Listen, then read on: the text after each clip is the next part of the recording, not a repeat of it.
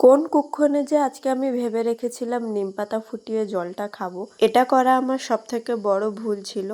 কারণ আমি তিতা খেতে পারি, কিন্তু যখন নিমপাতা ফুটিয়ে তার জলটা আমি খেতে গেছি দেখি একটা বিচ্ছিরি রকমের হালি গন্ধ করছে। যদিও একটু খাওয়ার চেষ্টা করেছিলাম, কিন্তু মুখে নেওয়ার পর গন্ধটা এত বিচ্ছিরি লাগছিল যে খেতেই পারিনি। তো যাই হোক, সকালে ঘরদোর ঝাঁটপাট দিয়ে এখন আমার কিছু জামা কাপড় ছিল, এই জামা কাপড়গুলো জলে ভিজিয়ে দিচ্ছি। এরপর মা সকালে জলখাবারটাও করে দিয়েছে। সকালে জলখাবারে ছিল গরম গরম ভাত আর লাউ সিদ্ধ। জলখাবারটা খাওয়ার পর চলে গিয়েছিলাম ছাদে আমার এই কিউট কিউট পায়রাগুলোকে খাবার দেওয়ার জন্য। ওদেরকে খাইয়ে দাইয়ে এবার ছাদ থেকে নেমে এসে দুপুরের রান্নার জোগাড়টাও করা আরম্ভ করলাম। না, আমি যে সমস্ত কিছু জোগাড় টোগাড় করে রান্না করি তা নয়, বেশিরভাগ সময় মা আমাকে জোগাড় করে দেয় আর আমি রান্নাটা শুধু করি। তবে আজ মা আর আমি মিলে জোগাড়টা করেছি, তাই জন্য তাড়াতাড়ি রান্নাটা বসিয়ে দিলাম।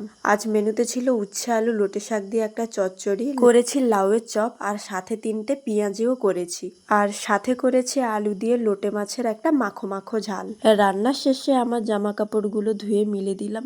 চলো আজকে ভিডিওটা এখানেই শেষ করি। তোমরা সবাই ভালো থেকো।